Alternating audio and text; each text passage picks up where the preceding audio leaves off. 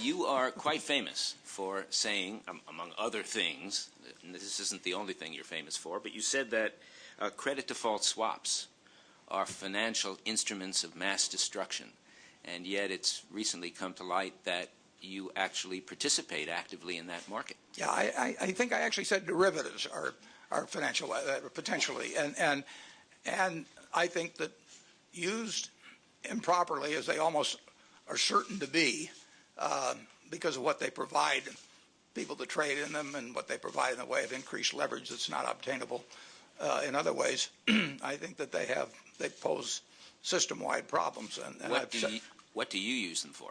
I use them to make money. If I think they're mispriced, I buy them. But these are credit default swaps or other kinds of derivatives? No, we've never bought a credit default swap. We've sold credit default swaps. Yes. We sell protection. Insurance. You sell protection. We sell insurance. The protection side. Yeah, we sell it on municipal bonds. We sell it, on corporate. And then do you lay that off? No. You do not hedge that? No, I never lay it off. So you do... we sell insurance. This is much like what AIG did, right? They didn't lay off. I don't like it. But we sell credit insurance. No, we sell auto insurance, and AIG sold auto insurance too. I mean... Okay. All right, I have no further questions. Thanks very much. Could I bring up one point in Sure. connection with it? Because it gets back to a point that was made earlier about the laws getting on the books and never getting changed. If you go back to the late 1920s, we had a bubble then. It was in stocks, and it was partly caused by extreme margin by people that really didn't know what they were doing, 10% margins. And they had commission hearings after that, and they decided that this was a societal problem. And Congress gave to the Federal Reserve the authority to regulate margins, and they said this is important. The Federal Reserve still has that authority, as I understand it, 70-plus years later.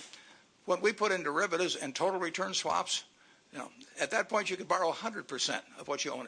And so we sit here with this system, and I've brought this up a half a dozen times, and sometimes with people in Congress, and I say, what in the world are we doing when we say the Federal Reserve should have margin requirements, which I believe now are 50%, and you can go and get a total return swap and borrow 100%, or you can buy S&P index futures with a tiny percentage down.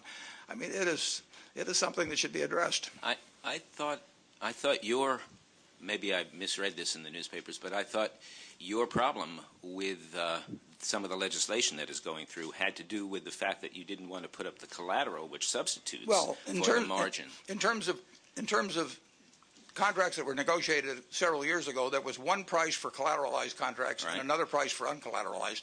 We simply, and incidentally, Coca-Cola, Anheuser-Busch, thousands of companies negotiated under that basis. We say if we're required to substitute an uncollateralized contract and make it a collateralized contract, before we send that money to Wall Street, we should get paid for the difference in those two types of contracts, because they are two different contracts, just like changing the price or changing the maturity. And there's a very significant difference in price. And not only we, but hundreds of end users would be required to send money to Wall Street firms, contrary to the contract they originally negotiated, and contrary to the price differential that existed between those two types of contracts. So you don't have any objection to doing it in the future when you use no, not in the least. And I don't even object to. I just don't. I object to selling one kind of a contract and having changed into another kind of a contract without getting paid. Okay, thank you. Thank you very much.